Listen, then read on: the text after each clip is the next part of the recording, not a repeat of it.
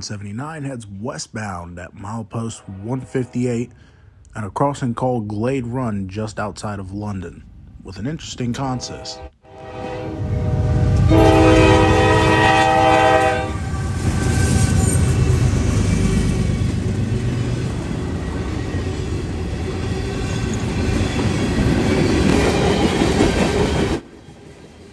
Those tri-lights there that you see off to the right are original Conrail Aero signals. I think maybe installed late in the 1980s.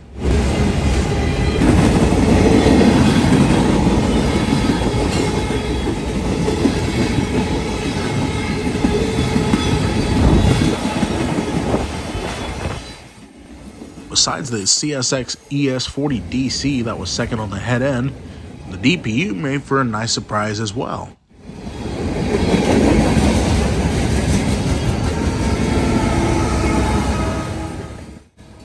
An ET44C4, more or less closer towards the end of the train rather than in the middle.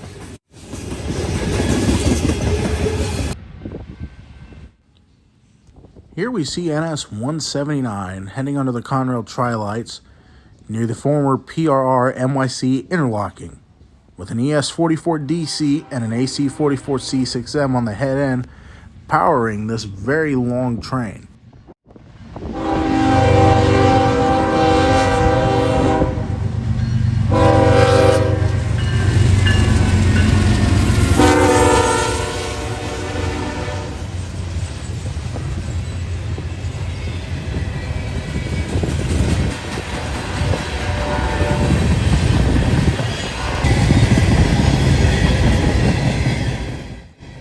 The number of steel cars that are heading back empty to Irondale, Alabama, show how much steel still dominates the railroad these days. Especially these white tank cars. Never seen so many of them on a train lashed together before. This is an interesting 179 indeed. First fact that he was about 232 cars today. I may have missed a few while counting this train, but I would gather that info later and turn out to be 236. And for the DPUs, he had an AC44 C6M and a -9 44 CW.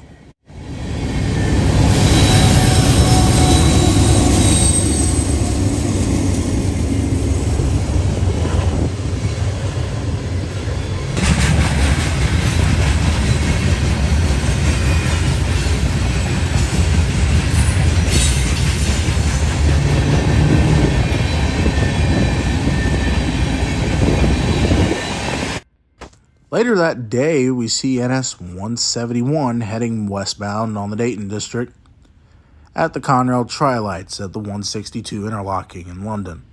Well, at least where the interlocking once was. This was a nice train itself, as it had two -9 44 CWs, a CSX ES44 DC, and an NS ET44 AC.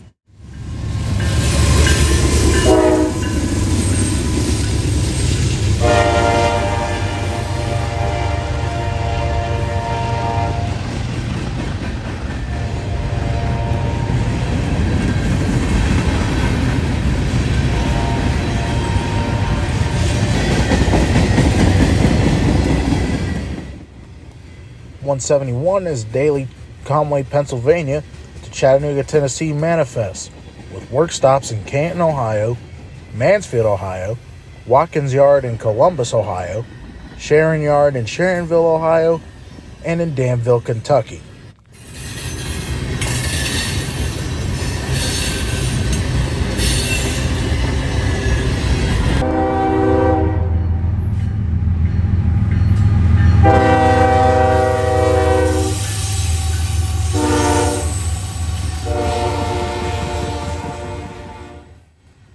.179 heads west under the dusk sky in London, Ohio, led by a UP AC45 CCTE. This time, only 147 cars long tonight. I think it might have actually been 170. I miscounted again on a couple of these cars.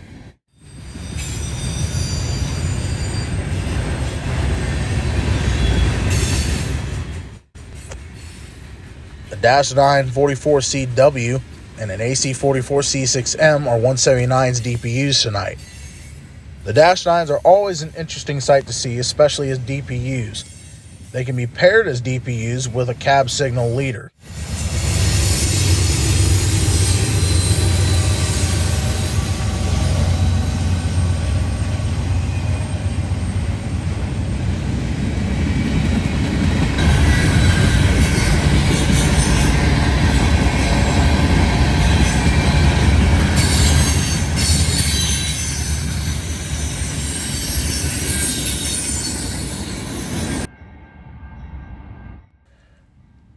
A rare treat on the Dayton District is the late night intermodals. This is 239 heading westbound through Springfield, Ohio. 239 is short intermodal traffic from Columbus, Ohio to Sharonville, Ohio.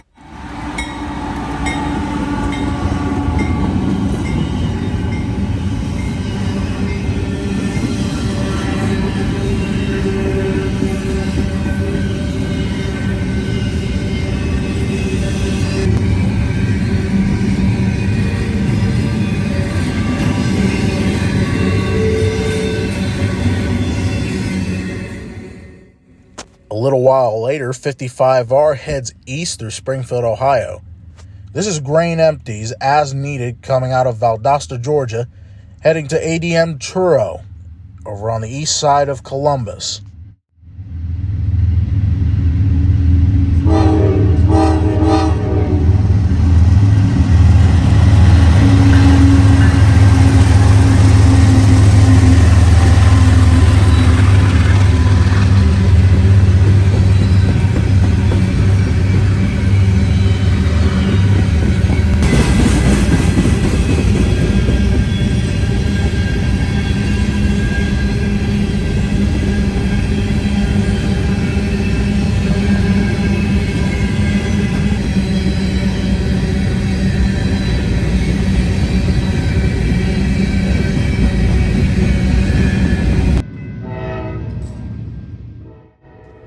Later that night, we see NS 171 led by a pair of AC-44C6Ms heading west through downtown London, Ohio. This is the South Main Street crossing, and one of my favorites during nighttime rail fanning.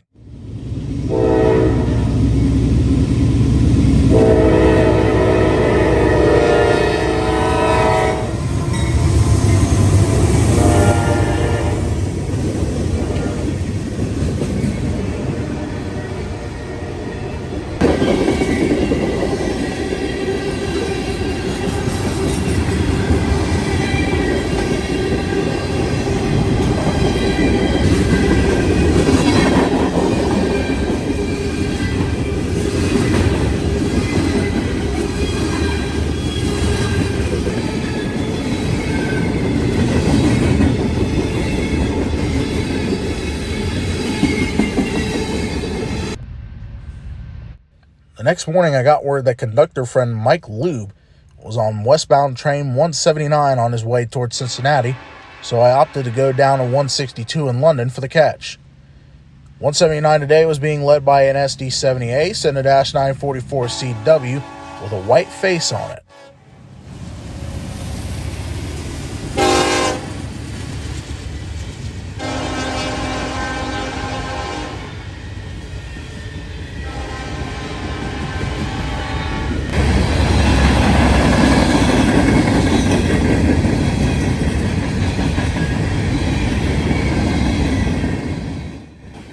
A large number of these white tank cars on 179 caught my attention.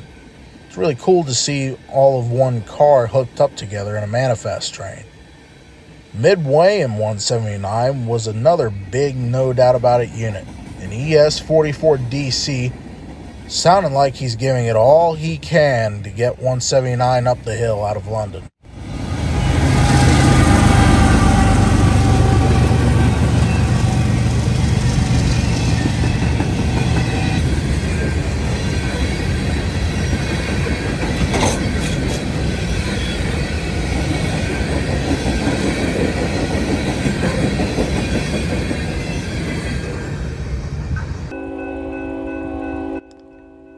NS westbound train 802 coke loads out of Portsmouth, Ohio, heads west at Brooks Siding, CP-176, bound for the AK Steel plant in Middletown, Ohio, being led by an ET-44AC.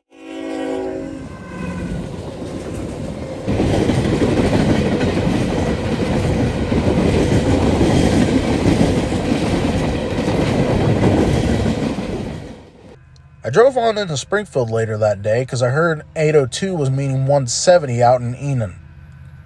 That's Raymond Castle over there off to the right. And coming up on us in the middle was NS 170, eastbound manifest traffic out of Chattanooga, Tennessee to Conway, Pennsylvania, with two big EMDs leading the way.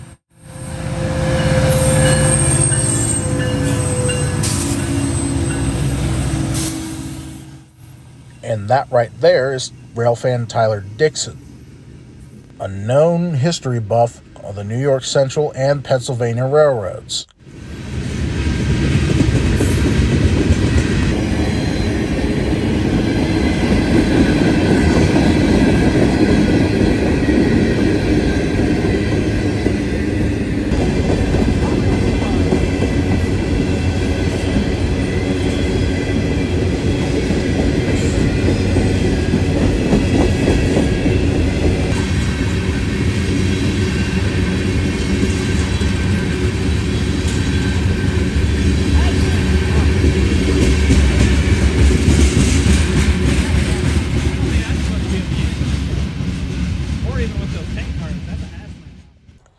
Tyler rode with me because we heard some traffic going on the INO's DT&I subdivision. We got up in time to Tremont City, to the north end of their siding, to see an INO southbound with an Ohio Central SD40-2 leading two Union Pacific SD60Ms, the third one being a Triclops unit.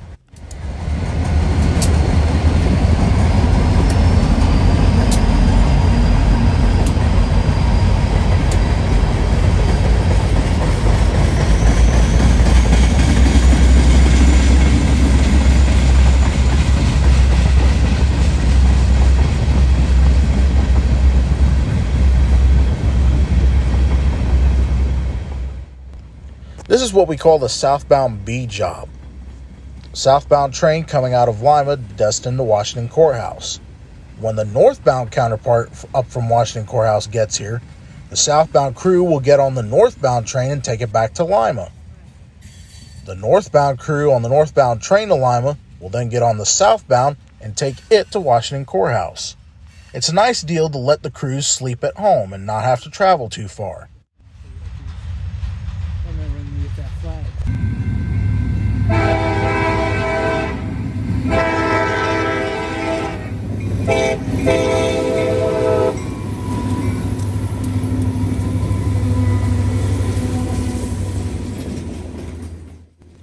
We got caught by surprise by the INO northbound train about an hour later going through South Charleston. He was being led by an SD50 and two UP SD60Ms, the third one, just like the southbound, being a Triclops unit.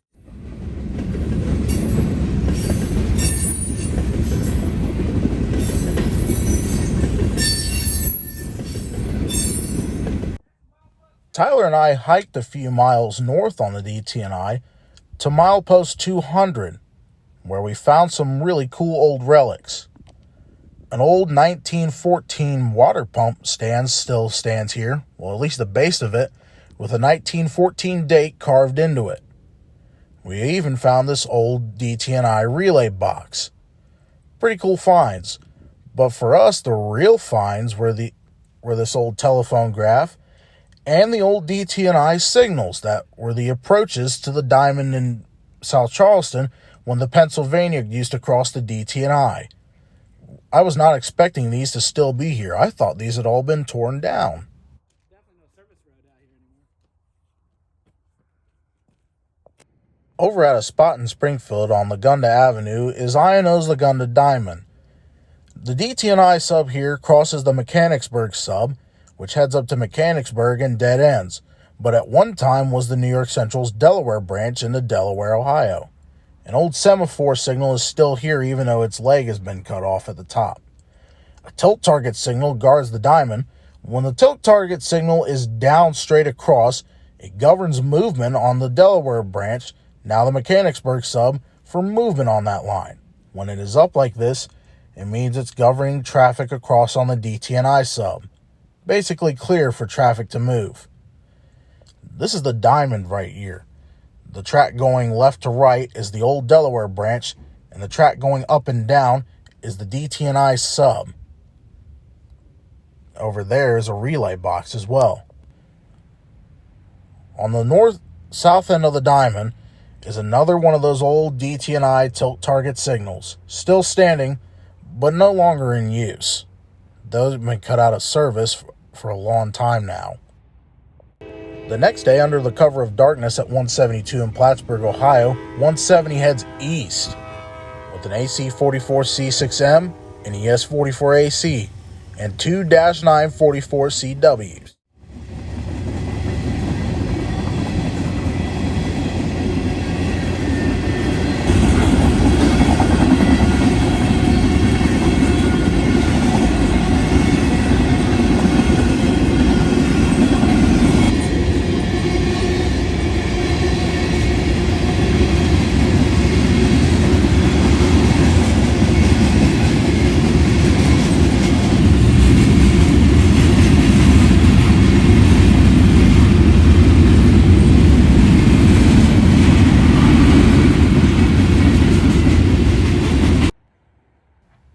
December 9th found me and Tyler Dixon down in Mount Sterling, Ohio, checking for old artifacts. We found this, a B&O milepost, but covered up with a CSX number board. I wish they would have kept the old numbers clear underneath. One of the old industrial tracks shows a date 1896. Very clear B&O relic, and a nice find for us. Another spot a little bit south towards Washington Courthouse is Bloomingburg. We were down here because we had gotten a tip that a CSX grain train loaded was coming back towards Columbus, Ohio. The I&O crew would take this train to Grove City, where a CSX crew would get on it and take it to Parsons Yard. Second on this train was CSX 500 with the Spirit of Grafton sticker on the nose.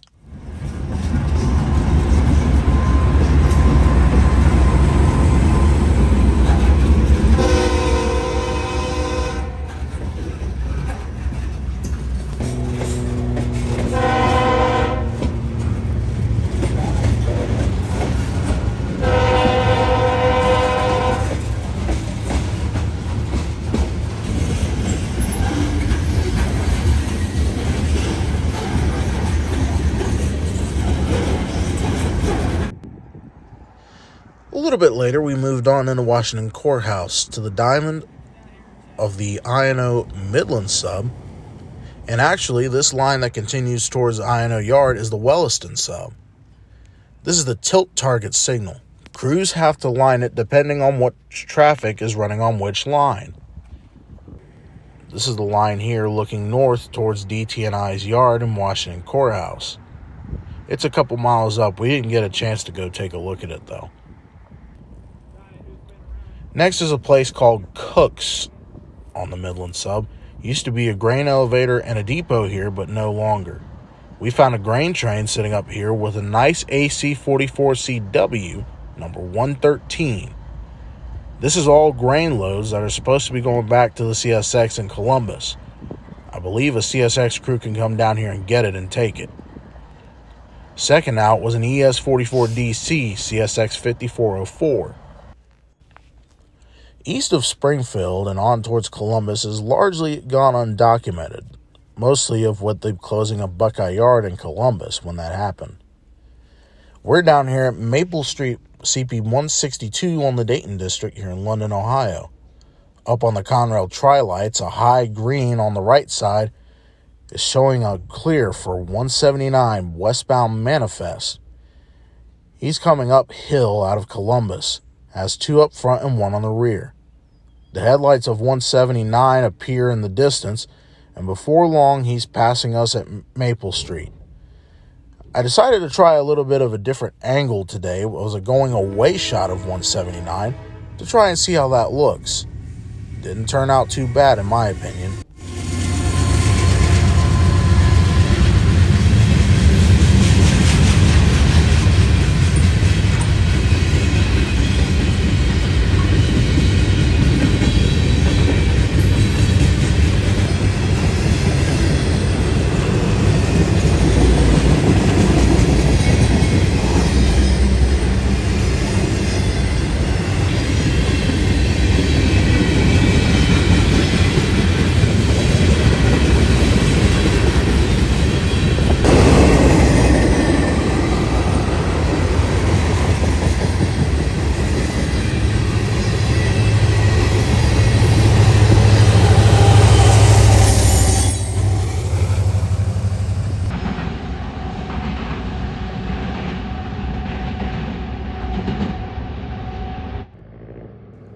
And December 10th found me, Tyler, and Rex Woods in the beautiful city of Tip City, Ohio, over on the CSX Toledo sub. It's a beautiful sight to see these old CPLs still up, but not much longer. As the siding is getting removed, the signals will have to go as well. We're here for some trains, so let's start off with M510. At the time, this thing was Cincinnati to Detroit, Michigan, but at the time of the release of this video, it is now Louisville, Kentucky to Detroit, Michigan.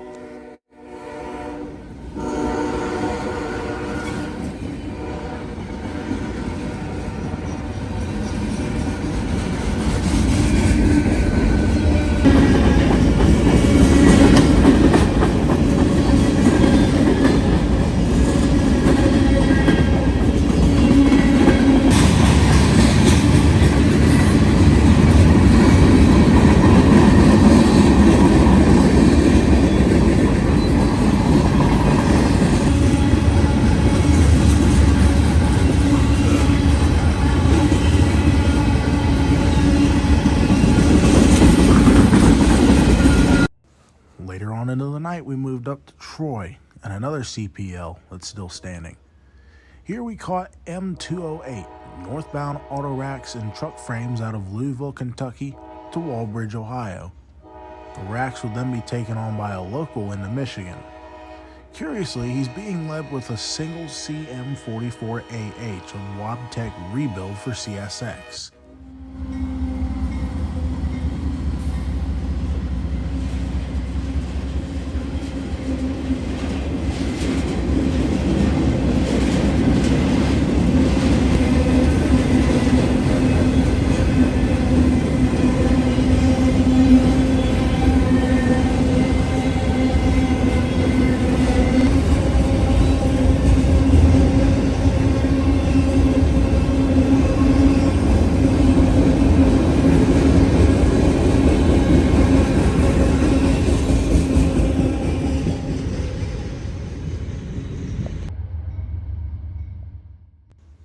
About 30 more minutes right behind 208 was manifest train M350, daily Cincinnati, Ohio to Chicago, Illinois manifest traffic, with another CM44AC Wabtec rebuild leader and a Illinois 2-840 CW.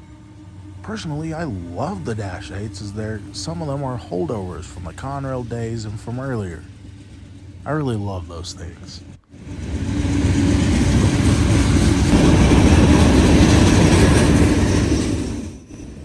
350 is a big one tonight, with a lot of steel coils, steel scrap gons, covered hoppers, 36-foot covered hoppers, plastic pellets, tank cars, box cars, some auto racks, and my favorite part, these bright white reefer cars, carrying ice-cold produce.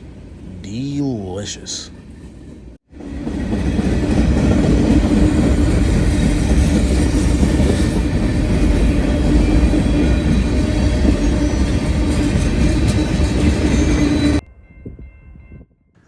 I was out running errands one day and I heard 171 calling the signal at CP 158, so I figured I might as well go down to 162 and get him passing there. 171 was a nice consist today of an AC44C6M, a UP AC6000, an SD40, a Dash 9 going for rebuilding, and a GP40-2.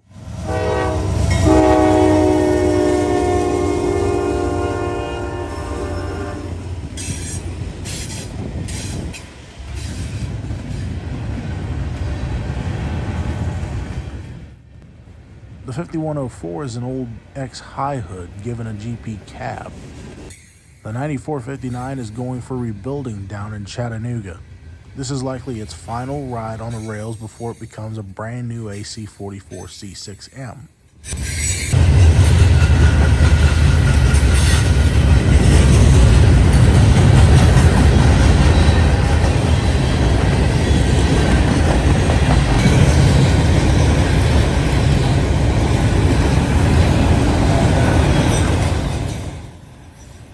Later found me at night over on the C&O line in Limworth, Ohio, a suburb of Columbus. I'm here in time for B831 ethanol loads to Tampa, with an interesting consist of an NS-9, a UP, and a BNSF in Executive Grinstein paint.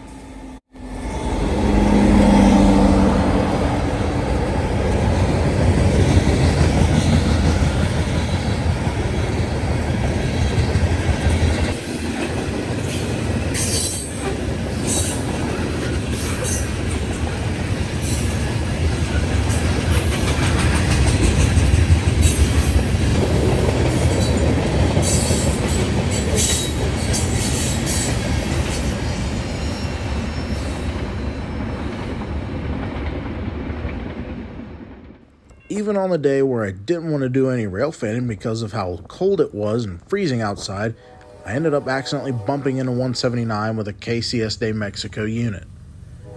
I figured why not and take the shot. I ain't getting any frostbite, so I'd say it was worth it.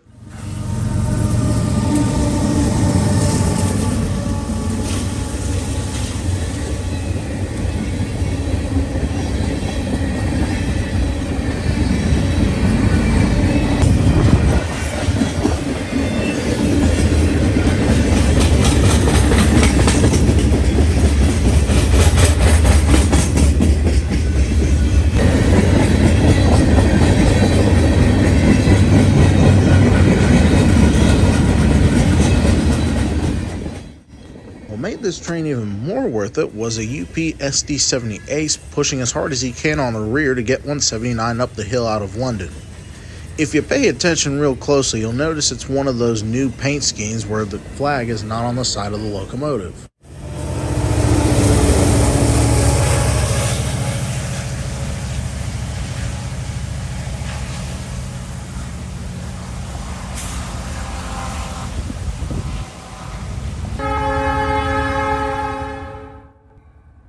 Over at Columbus Avenue in Springfield, Ohio sees the I&O Springfield job heading northbound towards Laguna Junction.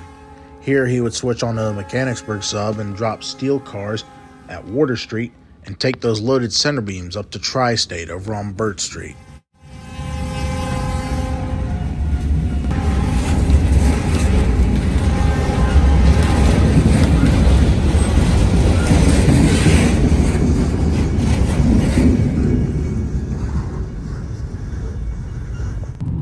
On another day, I decided to take a little adventure over to the Columbus area. I went a little bit out of my comfort zone to a place I wasn't really familiar with. This is Duval at the south end of NS's Rickenbacker yard. I had gotten a tip from William Sproul that NS 118 was departing Watkins Yard with the NS 8098 Conrail Heritage unit in the lead, so I figured that was going to be worth a trek over. Not long later, 118 heads south at Duval, with the 8098 leading dashing through the snow as Conrail used to do many winters ago. It's honestly sad that Conrail's not around in this day and age, but the fact that they left behind a heritage unit makes it all better for us rail fans. Almost like a window back into those glory days.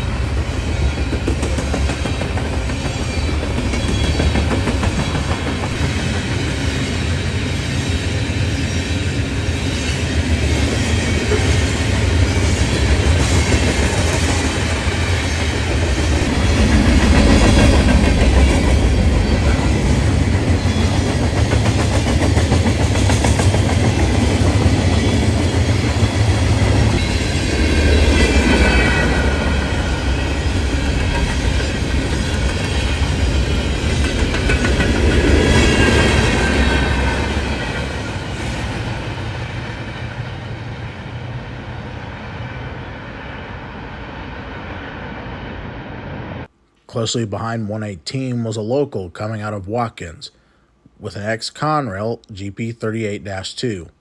He was heading down to Circleville to work a grain elevator and would come back with some empty cars.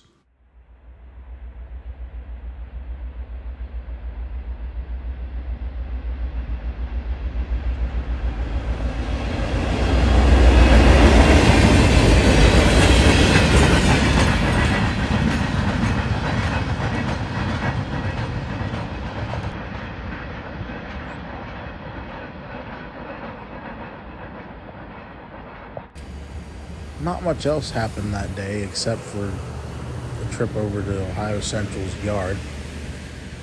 Here where we see 3 XUP SD70Ms awaiting their run out to CSX's Parsons yard to go grab some cars and drop off some. Here it's just business as usual on the good old Dayton district, as we see 170 gliding east through London on his way to Watkins Yard in Columbus to do some work before eventually heading north to his destination in Conway, Pennsylvania.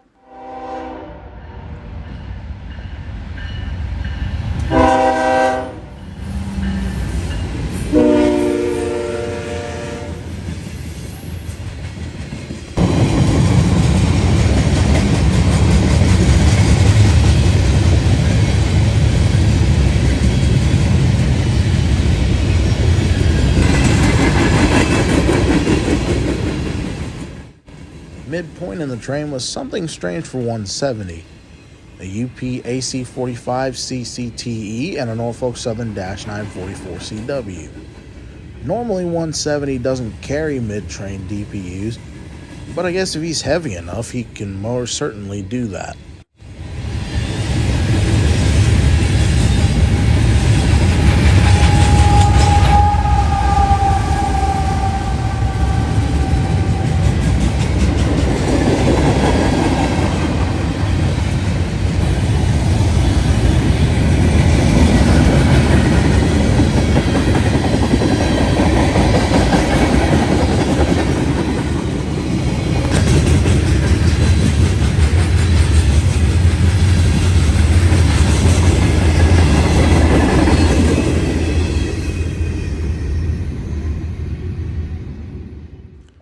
On another day at the south end of Vandalia siding on the CSX Toledo sub, we see L424 coming in for a meet with M209 and 351, who are sitting about 2 miles back north of us.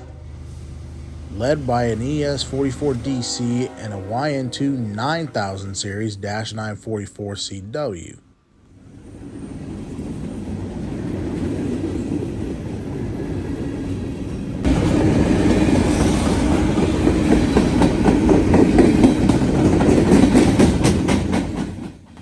What really caught my interest on L424 today was this long empty rail train set. These were presumably going back to the CF&E in Lima, Ohio, where they would get taken somewhere to get loaded and then come back to CSX and go somewhere else where the rail train was needed.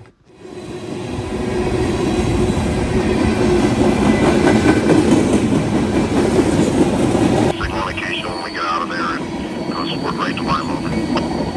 Signal indication, won't pick it up. Sounds like a plan to me. Alright, let me hear we go. CSX LA dispatcher check, still having 20929. This is the last catch of December, and the last catch of 2022 for that matter, as M351 rolls south at MC Cabin, being led fittingly by CSX's 911 Honoring First Responders unit and an SD70 AC rebuild. Awesome.